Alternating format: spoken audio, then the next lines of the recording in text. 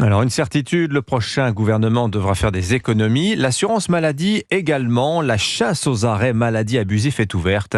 Un tiers des arrêts seraient injustifiés selon le patron de l'assurance maladie, Thomas Fatome. Avec un trou de la Sécu qui ne cesse de se creuser, le déficit prévisionnel de 11,4 milliards d'euros en 2024 devrait être largement dépassé. Et parmi les explications, les arrêts maladie qui sont en augmentation de 50% en 8 ans. Leur coût pourrait donc dépasser 17 milliards d'euros et ils seraient nombreux à ne pas être justifiés. Barthélémy Philippe. Oui, l'an dernier, l'assurance maladie a convoqué 270 000 assurés dont l'arrêt maladie était douteux. Dans 30% des cas, il s'agissait bien d'un arrêt injustifié. De quoi pousser la CNAM à hausser le ton. Les habitudes de prescription de 7000 médecins vont être vérifiées dans les prochains mois. Une surveillance qui agace Jérôme Marty, président de l'Union française des médecins libéraux. Les médecins, ils prescrivent des avis d'arrêt de travail. L'avis passe par l'assurance maladie, qui l'autorise ou qui l'autorise pas. Que l'assurance maladie fasse le job, qu'elle regarde. La nouvelle convention médicale signée par les syndicats et la CNAM prévoit de réduire de 2% par an le volume des arrêts de travail, ce qui engendrerait 300 millions d'euros d'économies.